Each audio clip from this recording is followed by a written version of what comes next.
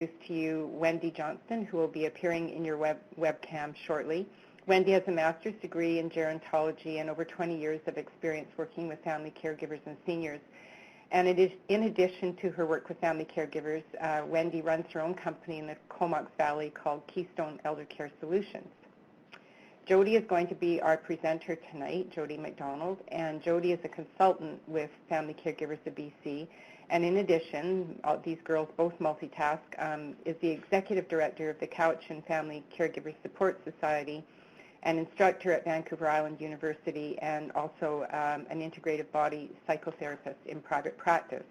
And Jodie as well has many years of experience in crisis intervention, family support, mental health, and community development. So we're very fortunate to have both Wendy and Jodie, and at this point I'm going to turn it over. What we're going to talk about tonight, nonviolent communication, is really it's a way of thinking about communication, but it's also like a little handy script. And because it's a little handy script, it takes a little practice. So most feedback that I get when I teach this is that, wow, that seems kind of awkward. So yes, let's just be honest about that. It's going to seem a little awkward at the beginning, but the other thing that people say is as soon as they try it, and especially just this one little piece of it that I'm going to highlight, it works really well. So there's the motivation, is that it actually is pretty effective. So just to introduce it, nonviolent communication was invented by a psychologist named Marshall Rosenberg. He took it all around the world. He's a really unique guy. He has all these videos on YouTube, for example, illustrating his technique with puppets, like a jackal and a giraffe, I believe he has these puppets. Anyway, so he believes that human beings are fundamentally compassionate. They are compassionate and they will communicate compassionately. And the problem is that the way that most of us have learned to communicate doesn't bring compassion from others. It doesn't tap into that natural, what he calls empathetic giving. And so what happens is that we don't realize we're doing this, but we're actually, through a lot of what we say, putting other people on the defensive. And then that's what happens is we end up having dissatisfying conversations. I don't think I can control the slides. Can I, Janet? We can do it if you can. Yeah, could you go to the next? That's great. Okay, so the whole idea is that when we're communicating, we're trying to get a need met. Most of the time, we don't know that that's what we're doing. We think we're just trying to, tell somebody something, or maybe, tell someone how we feel. But really, underlying all of this stuff is a need that we have. So we're going to talk more about that later. Also, we're going to try to learn to communicate our needs without judgment, without blame, or without domination. So without going into too much detail about this, most communication that we would think is difficult or poor communication, like what Wendy experienced the other day, is kind of like a power over. Right? So that RN, when he's communicating to you, maybe he's feeling a little overwhelmed. Maybe from his perspective, this could have been prevented, but he's basically overpowering. He's dominating you a little bit in the way he's communicating. He's trying to find fault. He's trying to say, oh, it's your fault that this is happening. And this is exactly what we're going to try to get away from in using nonviolent communication. So, Jodie, I'm just gonna jump in for 1 second here, just because we're seeing a few comments. Two of the comments so far from me in the guest box. But I'm just trying to capture some of the key information you're writing because it's so valuable. But Pashta says that it takes a lot of work to strip the judgment out of our words, and I think that's a big piece of which you're speaking about. And I know you're going to talk a bit more about that in terms of identifying with our emotions. Okay. Yes, I am, and that's it. So, Pashta, it's exactly that idea that idea of removing the judgment from our words actually happens between. Yeah. Thanks a lot. Oh, good. I'm just doing that. That's not always something that we can do. Thank you. Sorry, I'm hearing a lot of background. There we go. Okay, so yeah, that stripping the judgment from our words, a lot of that, we can't really do that in the moment. So that's why, you know, in the first slide there, it kind of says that it's really a reorientation of our communication. Now, that sounds kind of intimidating. So I am going to, in this webinar, break it down for you. And in a few minutes, we'll have kind of an example of how it can work. So in the, can you go to the next slide, Janet? Sorry. Yeah. So it's very clear that it's not necessarily about getting people to do what we want. A lot of our communication is that, hey, and a lot of it is also where we're trying to get other people to do what we want through making them feel badly. So by making them feel guilty or making them feel obligated or making a case for ourselves where we're sort of a victim of something, or we bully them into doing something. Or sometimes we're on the opposite end. We're on the receiving end of some of this communication. So all of that kind of communication, Marshall Rosenberg would call violent communication. So this is not always about getting exactly what we want, but it's about creating a quality of connection that even if we don't get our request met from the person, we are able to communicate what we feel and what we need. And even that makes us feel better. It makes us feel better about communicating. So, yeah. There's still some background noise. Can we just Yeah, I'm not sure. Star 6 on their phone? Okay. So again, it's just a little bit of repetition that much of our communication seeks to motivate others by using fear or guilt or shame or blame, threats or coercion. We don't think that's what we're doing, but a lot of it is subtle or perhaps a little passive aggressive. We're not tapping into what Marshall Rosenberg would call our fundamental compassion. And then we communicate based on more our interpretation, so what we think another person feels, what we think their motivation is, and we end up making demands instead of requests. So this is going to help us a little bit with that, even just to become more aware of why our communication might be going wrong some of the times that it's going wrong. Yeah, so even just getting to express more than we usually do will help us to feel better about communicating, even if we don't always get what we want. So I think the next slide tells us about the 4 elements of nonviolent communication. Sure, I'm gonna get there. Just noticing that there's 2 comments here in the side panel. So Tracy Len says, I feel like often we get to that frustrating point when we are not understood. And the second one is from Pashta. A friend of mine uses the phrase, how it lands for me instead of you made me feel. Yes, and that is key. That is that idea of other people do not make us feel things, and that we're just expressing what we're observing. That is key to nonviolent communication. And I agree. When we feel like we're being as clear as possible, and the other person isn't understanding, that's really challenging. So there are 4 components of nonviolent communication. And they're all a little challenging for us. So we're going to go through them one by one. The first one is observation. So that's the ability to make a statement about, so my shortcut for this is say what you see. Don't say what it means. Don't say what you think it means. Don't interpret it. The biggest mistake that we make is we think we're making an observation, but we're actually making an evaluation or perhaps even an assessment of a situation. And we'll see some examples of that. I think later on there's an example where instead of saying, this is unacceptable that this is happening, we would say, just to say what we see. I see that it's noon and my father is still not dressed. Right? So it has a very different connotation, and it's sticking to just the truth of a situation. So we make an observation. Then we say that the next piece is we say, I feel, and the key thing here is that it actually has to be a feeling. A lot of the things we say and we frame with the phrasing, I feel, are not feelings at all. They're judgments or evaluations. So we're essentially saying, like, I feel like you're an idiot. We're saying a version of that. We don't think that's what we're saying. But a feeling is really like, I feel sad. I feel angry. So we're going to go over what feelings are and aren't in more detail.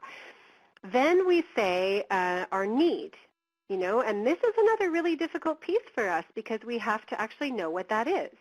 The funniest thing about nonviolent communication when you first begin to use it is that it really slows the conversation down because, suddenly you have to say, because I feel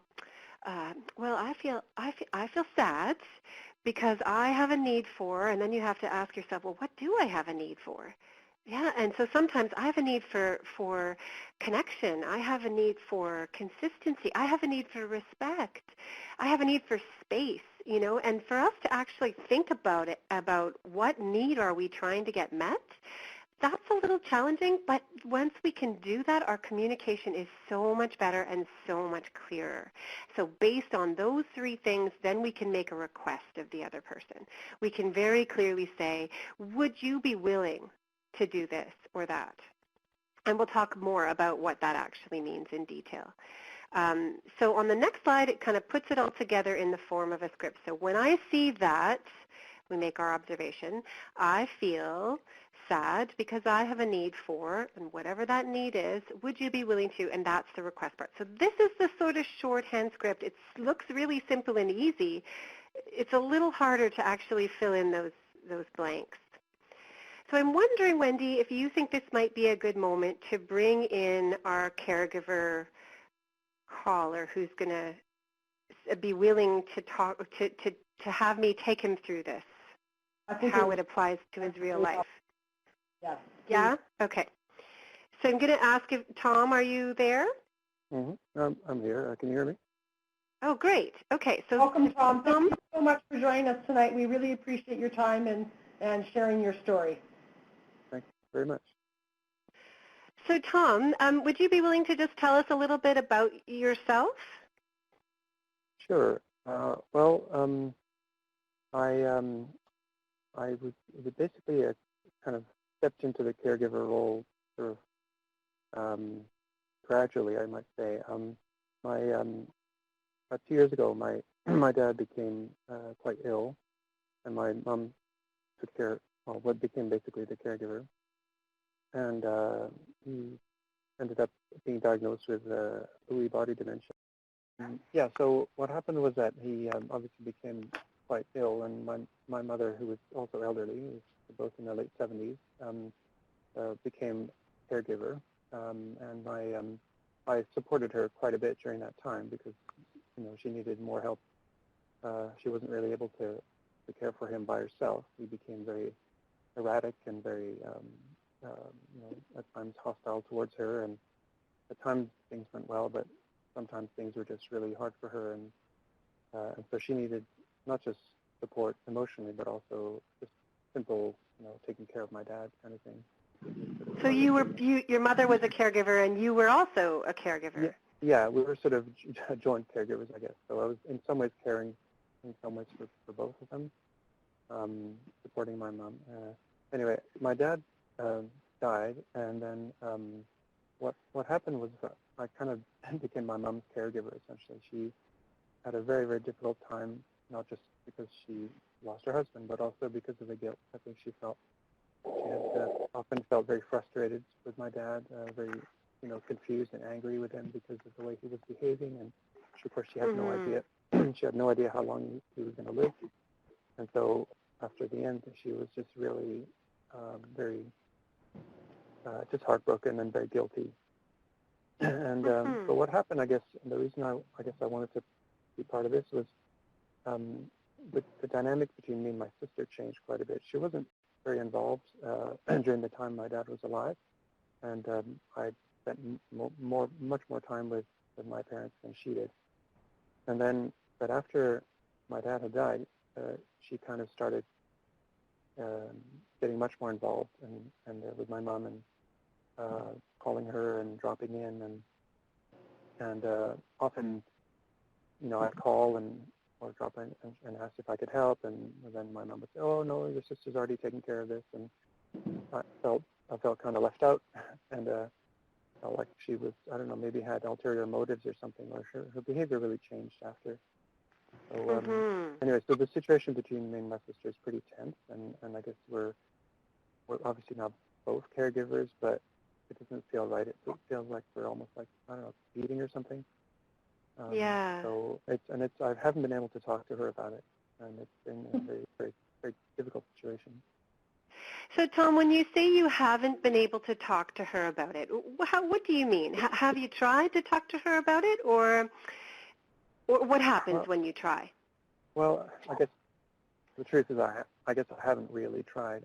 I'm just, she's my older sister. You know, she's always been kind of more in charge, and I've always been a bit more quiet around her, I guess. And I guess I'm just afraid that it'll start some kind of fight, that she'll think of it as like I'm starting a fight with her when, you know, we're trying to take care of my elderly mom, and I'm like trying to bring up stuff that is going to be like a fight between us. And so I guess I don't want to go there. And right. So it sounds to me like you're saying you're trying to avoid a conflict, and that makes you uncomfortable. Yeah. But you're also kind of holding back a lot of the thoughts and feelings you're having about the situation. Yeah, that's right. Yeah, I am. Okay. I guess, yeah, because of everything that happened, I feel like she's kind of just stepping in and just kind of, I don't know, taking advantage of all the stuff I did for them. And yeah, I just feel bad about it. And it sounds like you had a caregiving role with your father that now you don't have with your mom now that your sister's more active, so you're feeling a bit pushed out. Is that right? Yeah, it is. Yeah, for sure. I was pretty close to my dad, and I think my sister's probably closer to my mom. So I think when my dad, after he died, I guess that changed. Yeah. So that's made a difference. Yeah.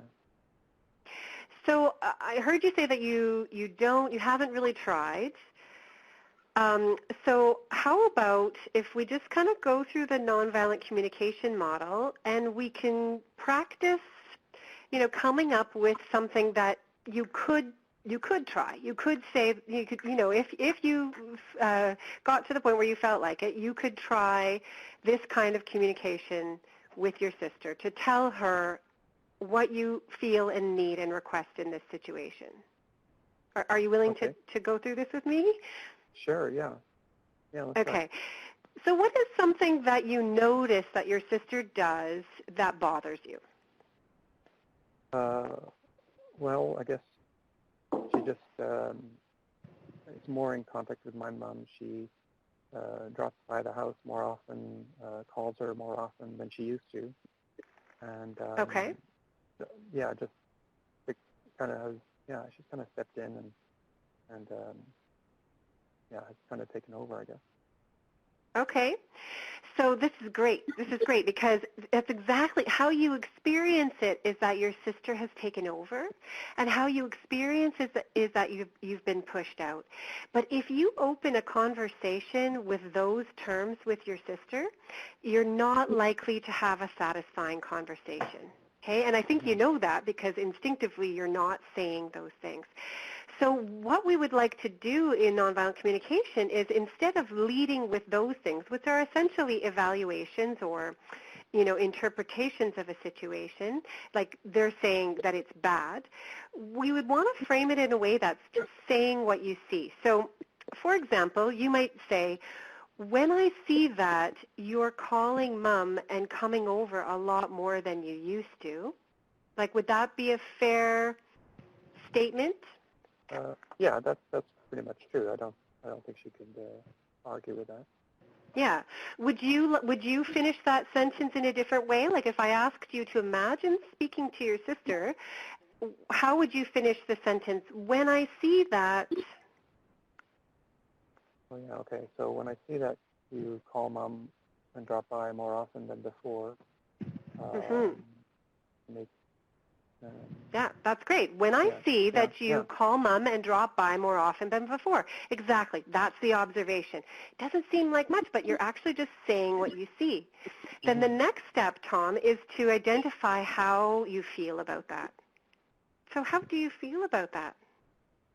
Well, I feel, like I said, I feel left out. I feel kind of not really recognized for everything I did for Dad before he died, and I feel, yeah, it's frustrating. Yeah. So this is really good too. This is a perfect example, because what happens when we say, I feel left out? We are essentially saying to someone, I think you are leaving me out. And do you see how that is actually not a feeling? It's an accusation. So again, that may describe very well how you are feeling, but if you try to express it to your sister in that way, you're not going to tap in to your sister's natural compassion for you. So it would need to be framed in a word that's really a feeling. And we're going to go over that more in the rest of this webinar, what's a feeling, what's not a feeling. For our purposes, you did say a feeling right then, Tom. You said frustrated. That's a real feeling. You might also say sad or angry or hurt or confused. Those are all feelings.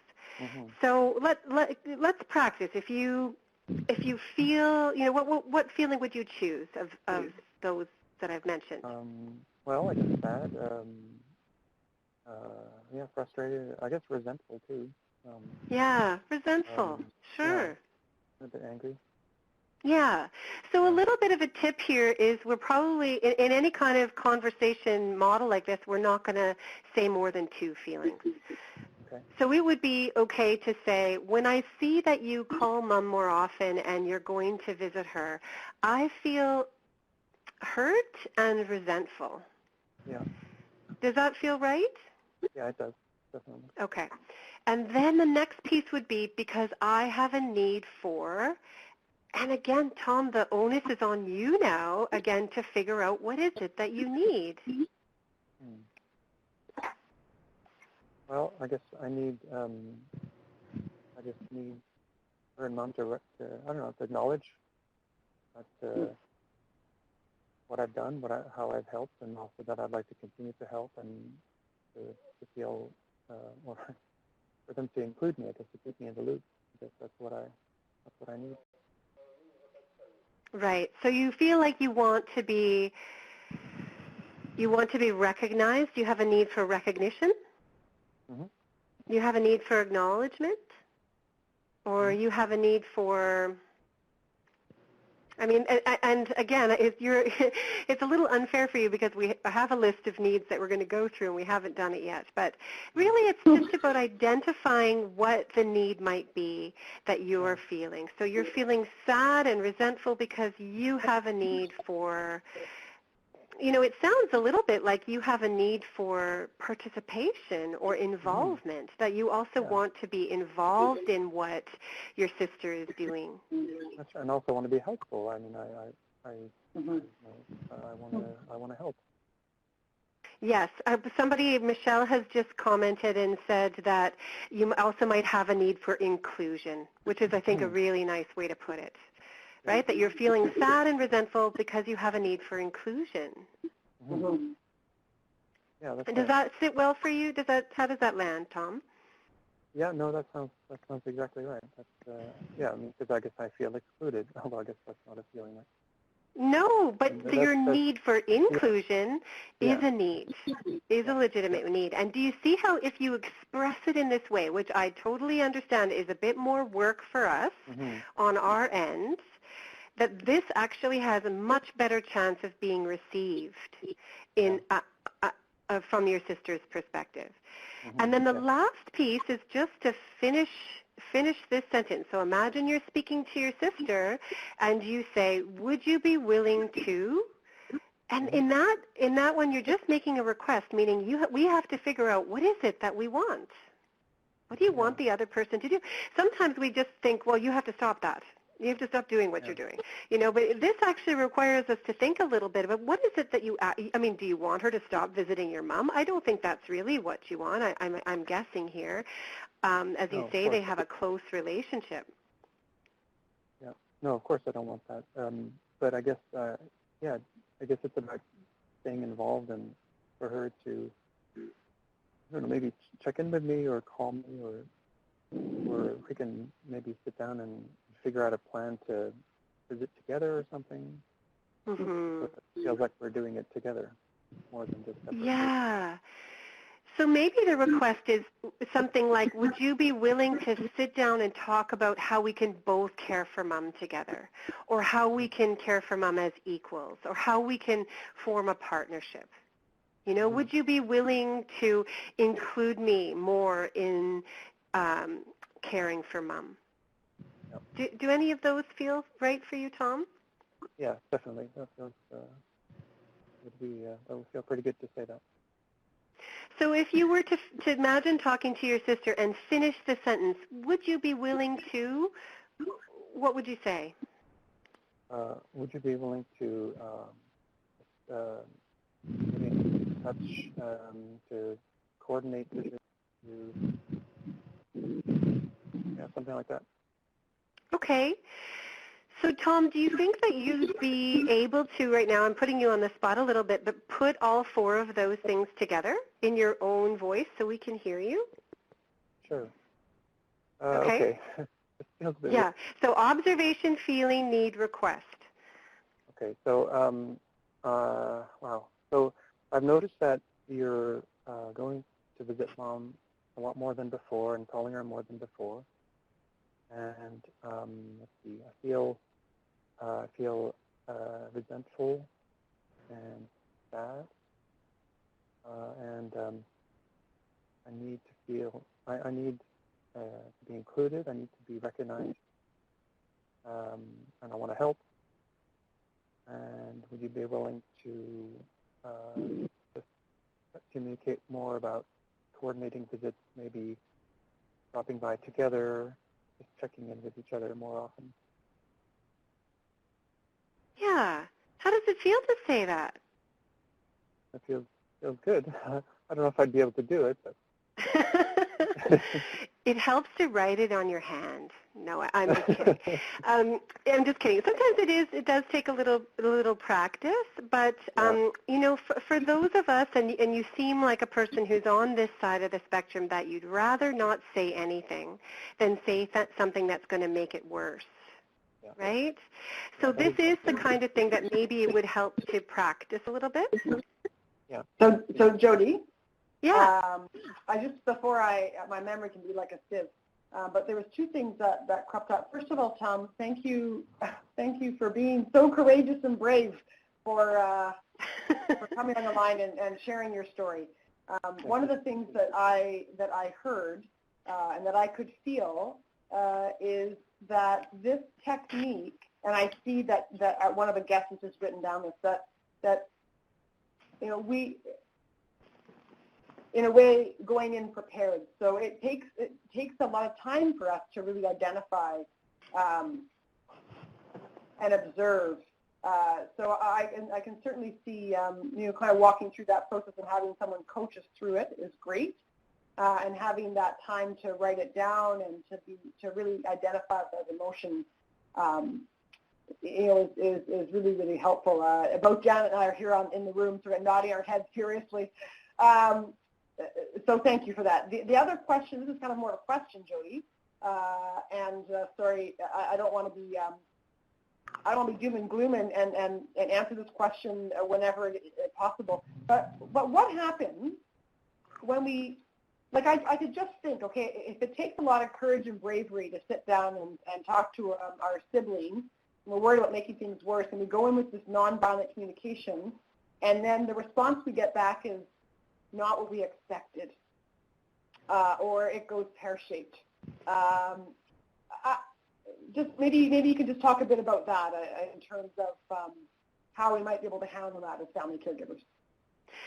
Yeah, so that was actually going to be my next question for Tom was, what do you think your sister would say if you were if you were able to get some version of that out? You know, honestly, what do you think she might say? Well, I guess I don't know. I mean, she might say, I don't know what you're talking about. I mean, you can call Mom anytime you want.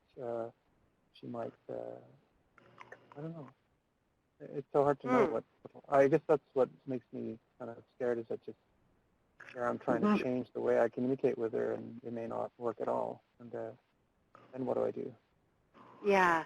So that's the thing about nonviolent communication is, yes, of course, it's different than how we normally communicate, so it is taking a risk.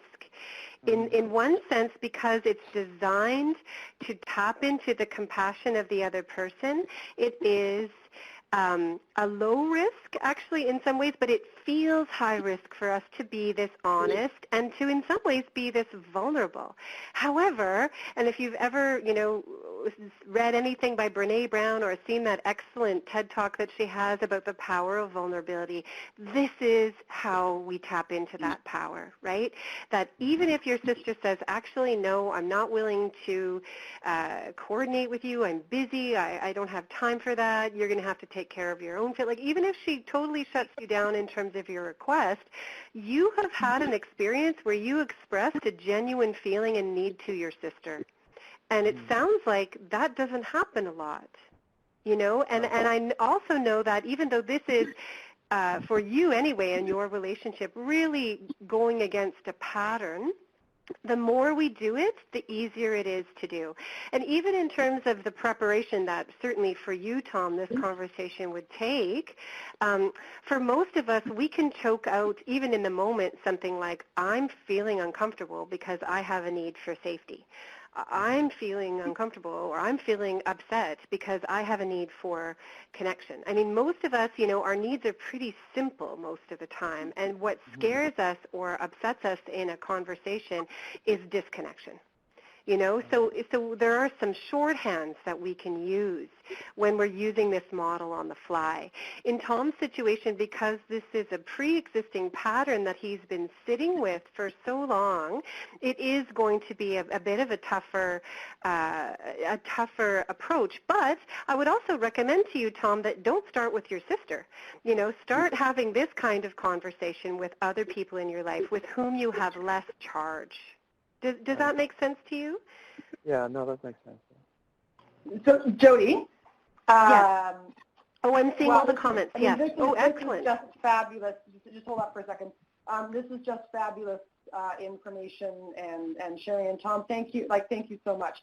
Jodie, I just want to draw your attention to the chat box because people are typing fast and furious here. So this is great. So it's wonderful. Thank you everyone for posting your comments. And Tom, I do want to mention to you that a couple of people have just thanked you for sharing your story and working through your situation. So thank you for being so helpful in our presentation. It's so helpful to have a live and a very current, real situation to help others know that they're not alone and that that we all have difficult conversations and situations presented. So thank you again for that. There's just a couple of there, Jodie, that I'm just going to quickly run through. So Valerie says, you could ask your sister to feel free to share her feelings too. And then Heather and Michelle have written down a couple of things where they're worried about if they tried this technique with her sister or father. They don't know, like she feels they're defensive and passive aggressive. Michelle talks about a fear that if she would plan out the first part of the conversation and stick to the 4 key points, but if anything went off track, she wouldn't know how to respond. I can totally relate to that one.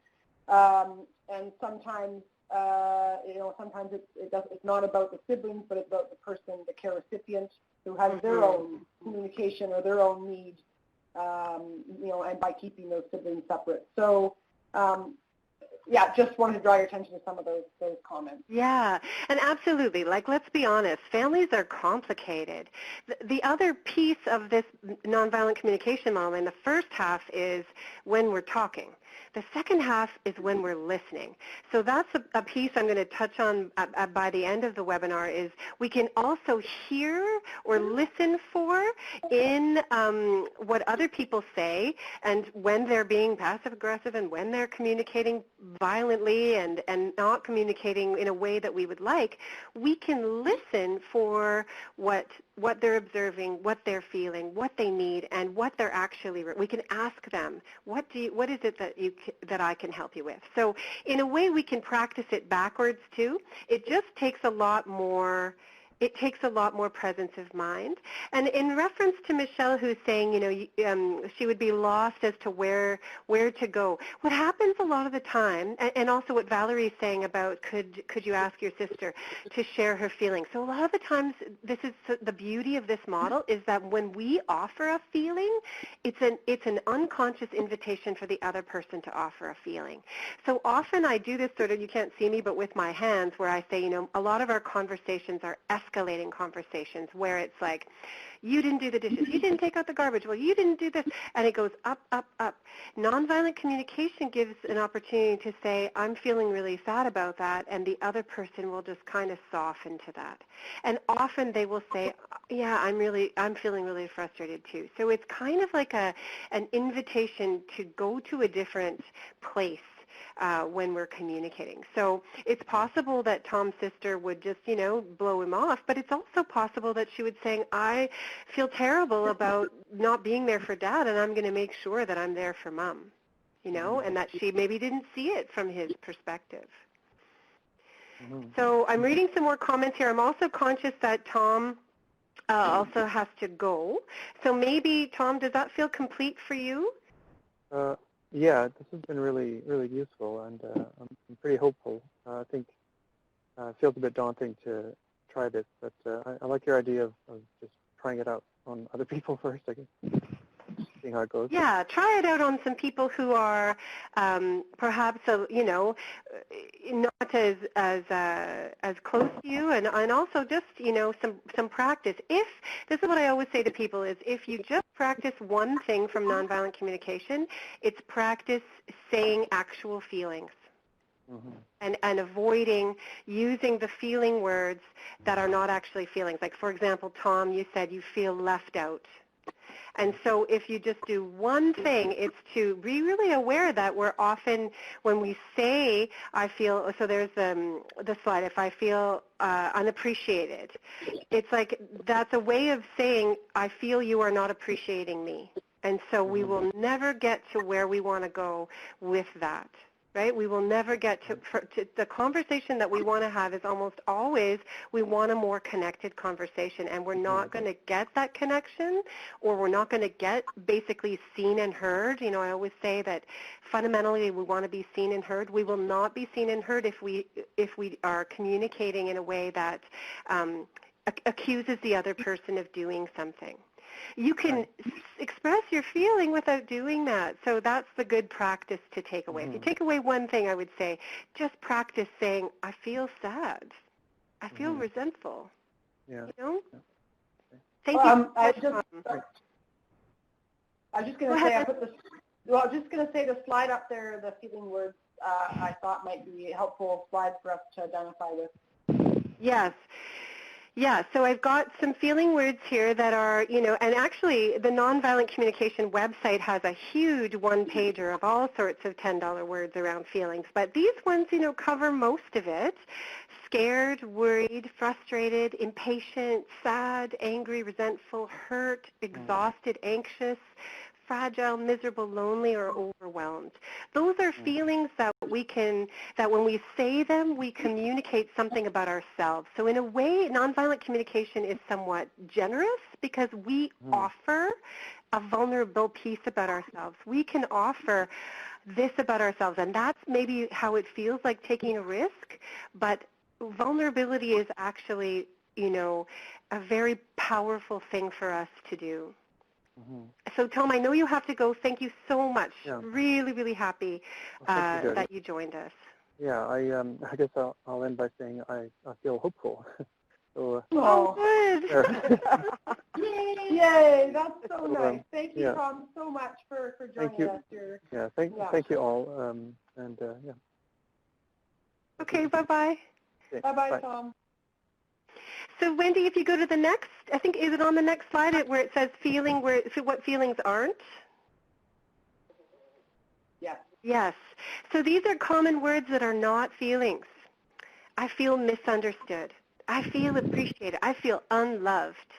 I feel judged or misjudged. I feel unimportant. I feel abandoned. I feel taken advantage of.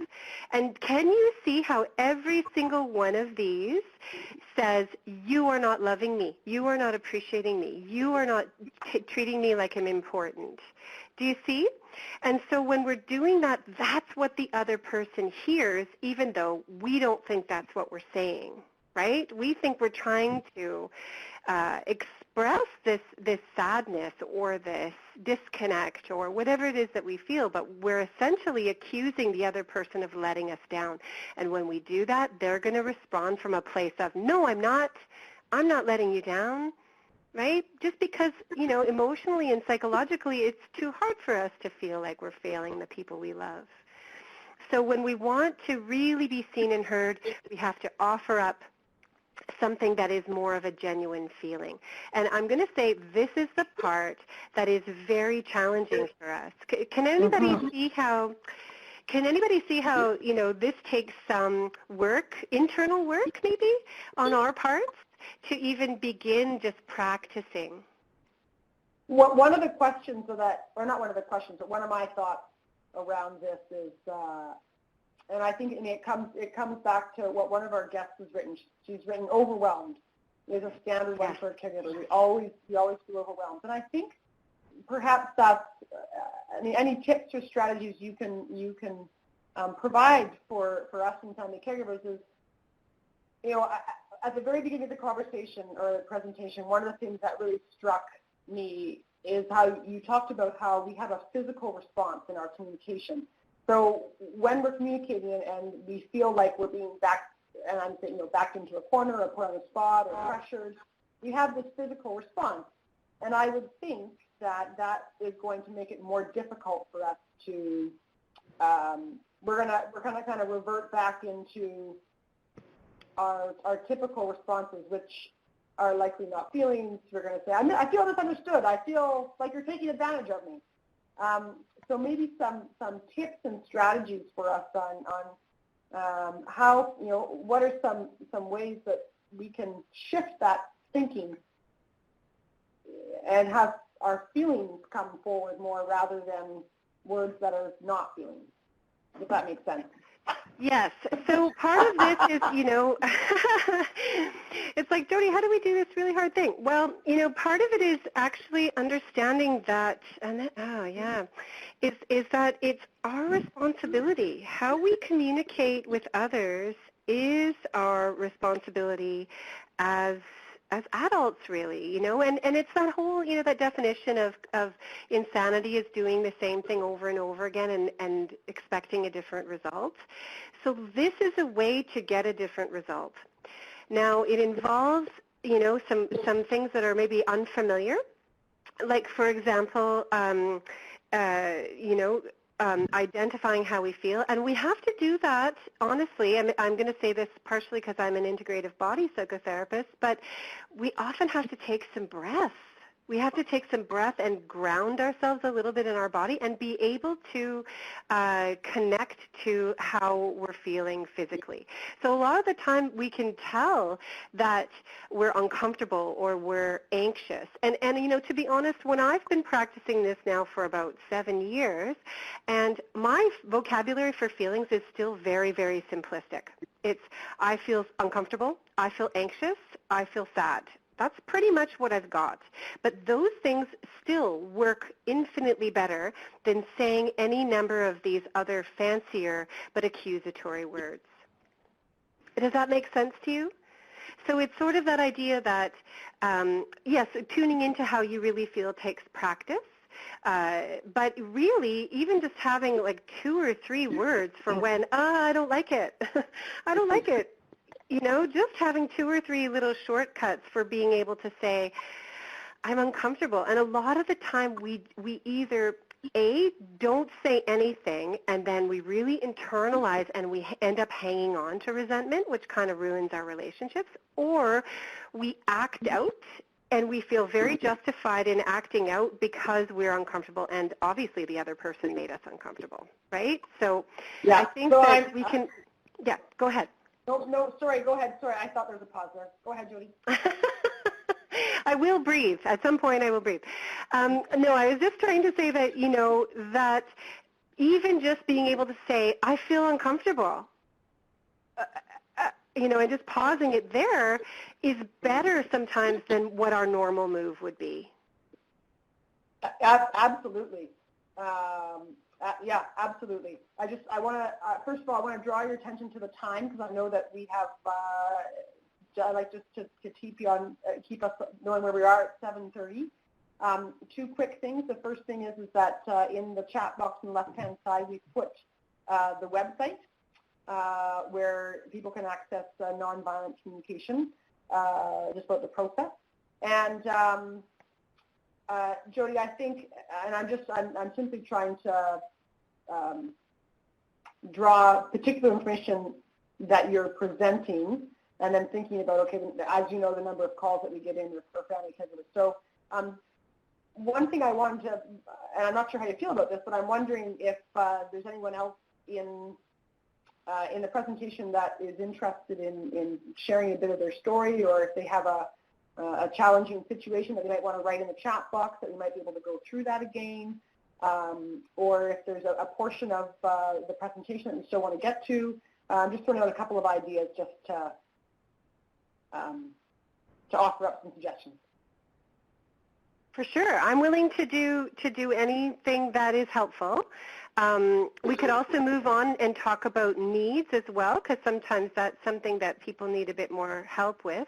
There's also another, and I can make sure that we have this resource list for you. Maybe we can put it up on the website, but there is at a different nonviolent communication website a list of needs. They call it the needs inventory, and then a feelings list as well. So I can't really access that right now, but I can make sure we have it for after the webinar. So this conversation about needs. So when our needs are met, we don't think about needs a lot. Hey, we actually most of the time think, well, I don't need things. I'm pretty good. We don't think that. I like to think of ourselves as being needy. And in fact, I'm even going to say for women, there's almost a socialization against being needy, that the idea of being needy is a bad thing.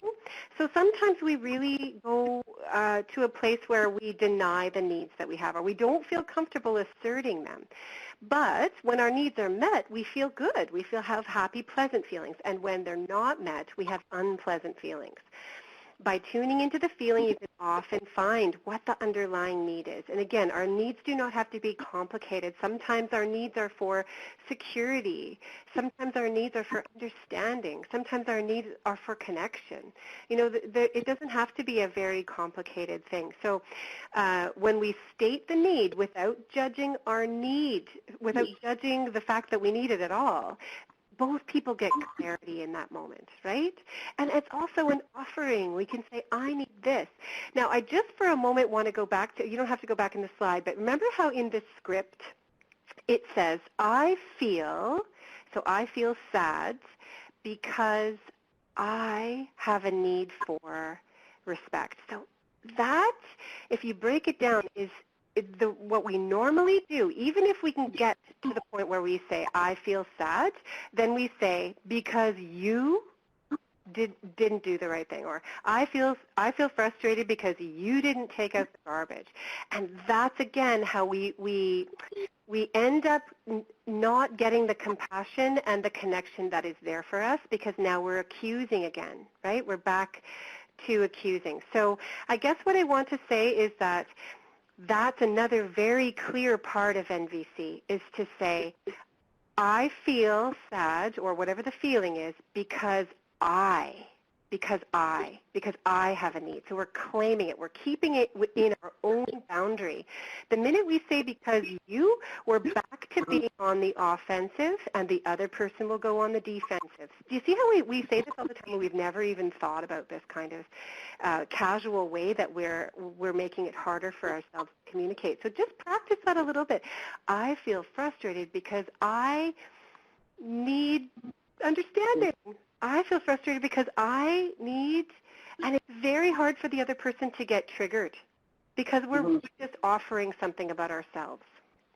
I think that alone I suspect for many of us is a great way to reframe it. I often think about many previous conversations where, from my own communication style, if I put that ownership on, I need you to do this. So that's fantastic. I just need to tell people who do not care how you feel when you express your feelings. That's Kathy's question. Okay. How do you deal with people who don't care how you feel when you express? Yeah, so that's very challenging. Part of, I think, the issue is we have to make sure that we're expressing our feelings in a way that they can hear. So that, again, that's the whole point of nonviolent communication, is to give our conversation the best chance to go well. So the idea that if we can express our feeling and our need without making an evaluation or a judgment, without making a demand, if we can say it in a clear way, the other person is much more likely to care about how we feel. We're actually kind of, tapping into that. And yet, of course, as we know, it's still possible that the other person is not going to care how we feel. The sort of underlying idea of nonviolent communication is we care enough about how we feel to learn how to express it clearly, and that's a skill that we can carry with us. When we communicate in this way, the benefit is that we are actually seeing and hearing ourselves. Right? So we're seeing and hearing ourselves. This makes it much clearer for us when we know that we're communicating clearly and yet we are still in the presence of someone who does not care how we feel to make decisions about our relationships. Right? Then we can still reflect back when I express to you how I feel and you say that it doesn't matter to you, I feel really sad because I have a need for connection. Like, it just gives us another feeling that we can express. And then maybe the person won't care about that feeling. But at the end of the day, if we're in relationships with people who can honestly say that they don't care how we feel, I would say it's a moment for us to begin questioning the value of that relationship, So Jodie, yes. I'm just going to ask you to repeat what you just said, because I think, based on the conversations I've had with caregivers, what you just said was, when I try to express myself and you say that you don't care for me, I feel sad because I have a need for connection. I didn't quite say it the way you said it. If you can repeat that again, I think that's a really, really important capture for our audience.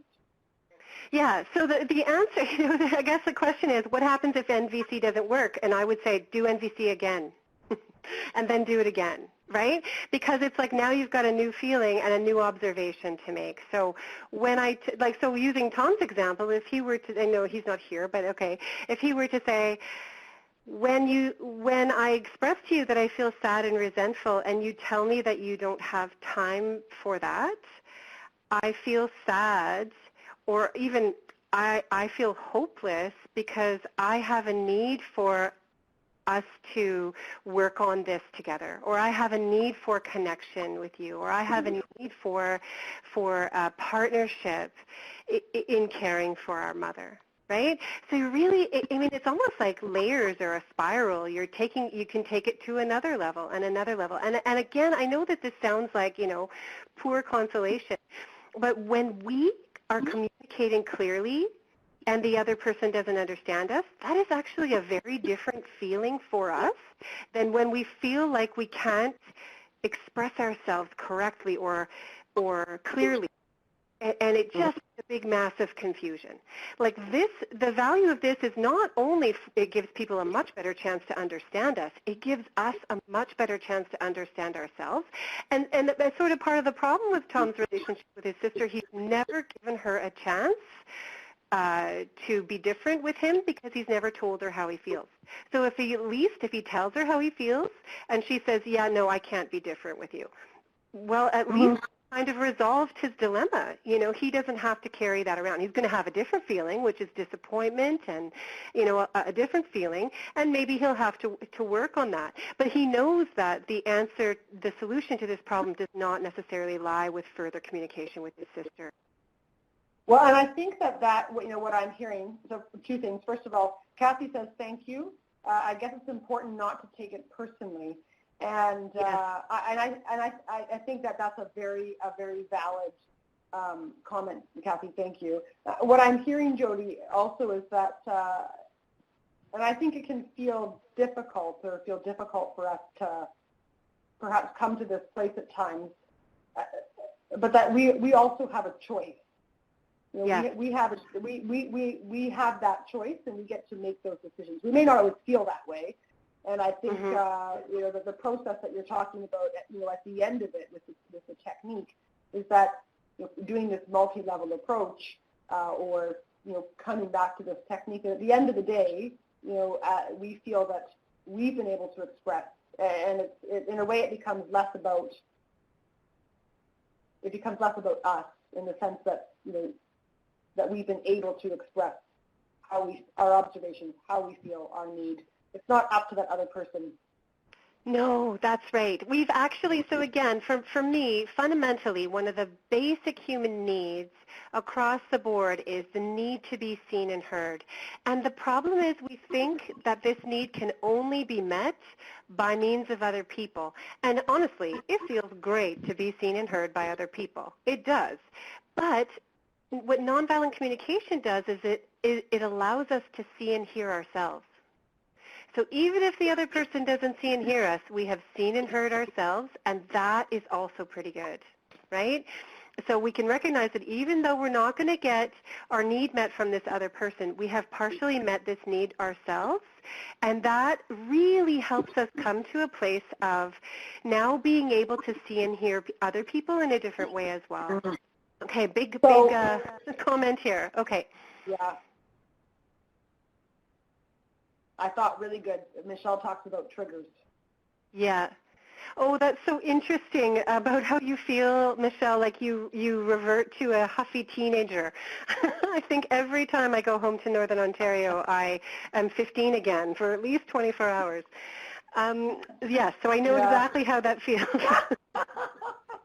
I just had a conversation to Michelle and Pasha. I just had a conversation with a friend of mine because I was on the phone with my mom, and you know, I've written this planning ahead workbook on elder care, and having conversation with aging parents around having these conversations about, you know, what's going to happen, how do we plan for your care. And honestly, my mom, I asked her, I said, oh, did you receive my workbook in the mail? And she didn't answer my question. She just went to a different question. And so I asked her again, and she repeated the same thing. And I thought, well, and she said something about, you know, you don't need to tell me what to do. And I thought, here I am again. And I'm my mother's daughter. I'm always going to be my mother's daughter. And I'm just getting so frustrated. So, this is going to be a handy technique for all of us. Yeah. Well, you know, to answer the question, how do you stop getting huffy? Well, okay. You know, and again, I wish I was on the webcam, as I often do this sort of little visual of, you know, if you put your arm all the way out and you bend your hand down like a cliff, you know, so it's like you're going off the cliff. So we just go, you know, we're rushing, yeah, like Wendy has. And so we're rushing, like imagine a little person running down your arm, and we go right off the cliff, and I call that fragmentation. It means we kind of lose it. We kind of lose ourselves, right? And so what we notice when we start to have more self-awareness is there were actually all along the arm, there were signs. Cliff, 5 kilometers. Cliff, 2 kilometers. Cliff, 500 meters, you know? And we are going to go off the cliff. More, you know, don't expect yourself to not go off the cliff, but when you do go off the cliff, do the postmortem. You know, say to yourself, okay, so what happened there? Where was the 5 kilometer sign? Where was the 2 kilometer sign? Like at any point, again, it's like Wendy's saying, we actually do have a choice. We can, you know, excuse ourselves and go to the bathroom. We can, you know, there are things that we can do to interrupt ourselves, and that's the work, right? So much of the work of being an adult and trying to communicate in these really difficult situations is actually tolerating feelings of discomfort. So our mom might be doing the same thing she always does that triggers us, and you know, when we're aware, oh, look at me, I'm getting triggered. Oh, I'm getting so triggered. I really just want to, you know, really just want to snap back right now. I really, you know, you can feel it usually in your body. So once you kind of, you're going to go off the cliff many more times. Don't expect yourself to not do that, but start to teach yourself what that process is for you. What are the things you notice in your body? What are you tempted to do? Are you at the point where you're going to start yelling? Are you at the point where you're going to slam a door? You know, and once you start to notice that, you can start to cut that off at the pass. And nonviolent communication is a way that you can do that. You can say, Mom, I notice that when you talk to me like that, my breath comes a lot faster and I start to feel really angry because I have a need for equality between us, or I have a need for respect, or I have a need to be seen and heard. And yes, of course, it is much more difficult when we're dealing with someone who has dementia. Absolutely. Yeah. Yeah. Yeah, and Barb talks about cognitive behavior techniques. Yes. Oh, and yeah, Tracy, yeah. Yeah. It is difficult. Just for you, Tracy Lynn, to be able to name that need, to be able to say that you were looking for approval, right? So with my therapist hat on, I would say, you know, give yourself an approval bath. Give yourself a bath in your own approval, you know, because sometimes we are literally not going to get what we need from our parents. You know, the metaphor I have for that is there's a well, we've been going there for water for 40 years, and we come away with maybe a sip now and then. You know, so at some point we've got to find our own source of water. We've got to go visit our mom with a bunch of water bottles that are all filled up already. You know, at a certain point we have to understand that these are the people that we love, and yet they can't always give us what we need. That doesn't mean we have to go without. You know, that when we can go to our mom and go, I understand that I need approval from her and I may not get it, so I approve of myself. You know, it's not quite as good, but it's really better than nothing.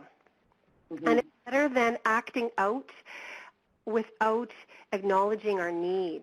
That's what we do a lot of the times, right, is we really don't understand why we act the way we act because we're acting out of unmet needs. And it's all just very confusing for us. So a lot of this stuff is really about our awareness, you know, raising our self-awareness of our own patterns. And, you know, the only way we can do this is also to be nonviolent with ourselves, you know, to have that compassion for ourselves. You know, we're going to get huffy. Just because we got huffy again doesn't mean that we've failed at anything, right? That it's all part of this process. And the next time when we can, you know, maybe get a few feelings out or a need or two before we get huffy, I mean, that would be great. You know, it's all a work in progress. Jodie, it's Janet. I just wanted to add one suggestion because I've been trying to learn this technique for a long time. I certainly don't have it mastered. But the question that was asked previously about, you know, in the moment, if the person doesn't respond in a nonviolent way to what you're trying to say, what do? If that person is like me, I'm not really good on my feet. So what I've tried doing is having many different ways of saying the same thing. And I just go back, I say, it's like I'm heading for the cliff, but I say to myself, okay, use a different way of saying it. So I just go back and try again.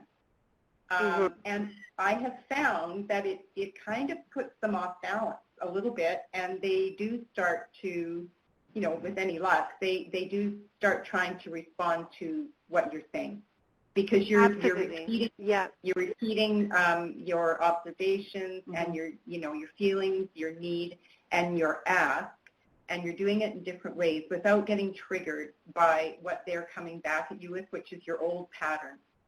So be true to yourself. Yes.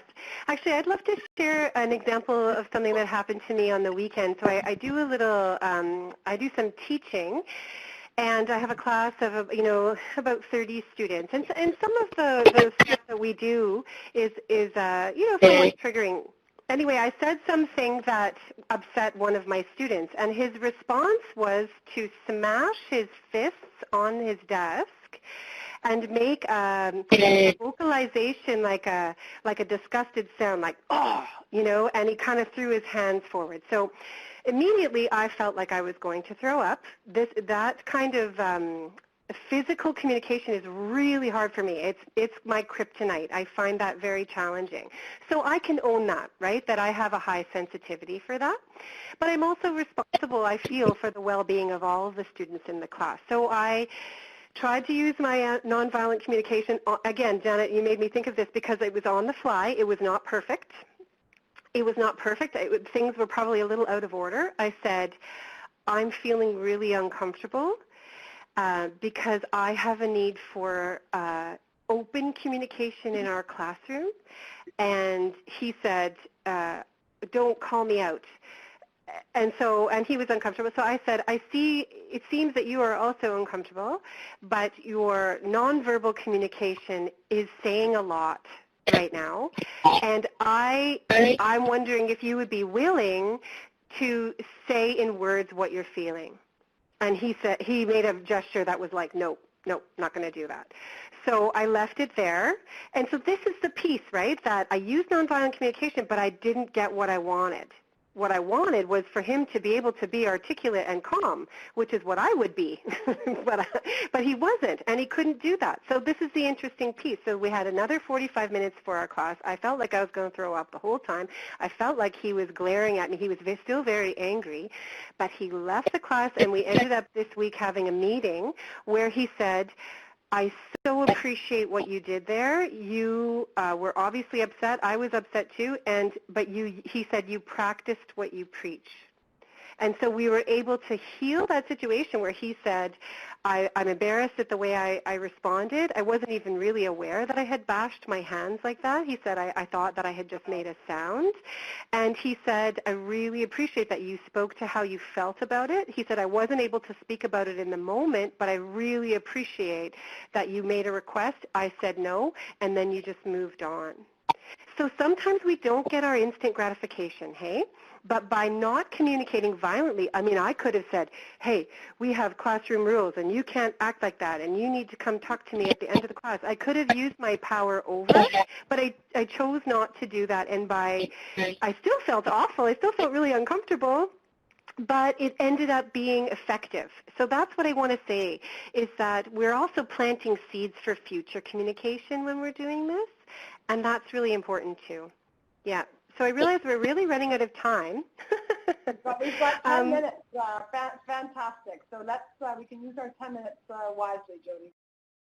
So we can begin to also practice nonviolent communication by listening for the observations, feelings, and needs and requests in what people are saying when they're not speaking nonviolently, right? So we can say things like, when someone's overwhelmed and just kind of acting out, we can say, so it sounds like you're noticing that you're doing a lot of jobs yourself. Maybe you're feeling overwhelmed, and maybe you need some support. Does that sound right? Like, you know, we're going to check that out with somebody. And then we can ask them, is there something specific you would like from me? Now, the idea of saying something like this when someone is yelling at us or really acting out, it really sounds challenging, right? It sounds hard to do. But when we can do, you know, that piece where I was talking about that fundamental human need that we all have to be seen and heard, we can also offer that to someone else, right? So when someone is acting out of their overwhelm and maybe blaming us or whatever it is they're doing, if we can reflect back to them the feeling and the need in what we see, it's kind of like an invitation. It sounds like you're feeling overwhelmed. Well, that's right, I'm feeling overwhelmed. Well, even in that moment, we have a moment of being seen and heard, right? Valerie has a so, question. Yeah, go ahead. Maybe some would respond to overburdened versus overwhelmed. Yes, that's a good point. Yeah, the language is really important too. But sometimes in the moment, like even just when we're feeling stressed by that person's emotion, just being able to say anything to them, like it sounds like you're feeling stressed. Maybe you need some support. Is there something you'd like to do for me to do for you? So I'm just trying to explain how we can actually use this in reverse as well. And you can practice this without saying anything too. Just try to hear the 4 elements in what people say. You know, it's a great way to just start to notice that underlying almost all of our communication are feelings and needs that we may not be accurately aware of. Yeah, so essentially then, that means we can start communicating in a way that is a lot more effective, that's a lot less charged with emotion, that can de-escalate conversations, that can start to make new patterns in conversations. And there's just one little piece there at the end that says, you know, that this style of communicating does beget a little bit of an emotional intimacy that some people are not ready for. So that's fine. You know, if you find that it makes people uncomfortable, or, you know, they really have a hard time hearing feelings, then that's fine. But you always have the right to express your feelings. Yeah. Yeah. So, Jodie, I'm action list, because we're hoping that as a result of this webinar, you will be able to take some action of your own. And so we've included this last slide. So what will you start doing? What will you stop doing? And maybe some of you are already doing some really good things. So what will you continue to do?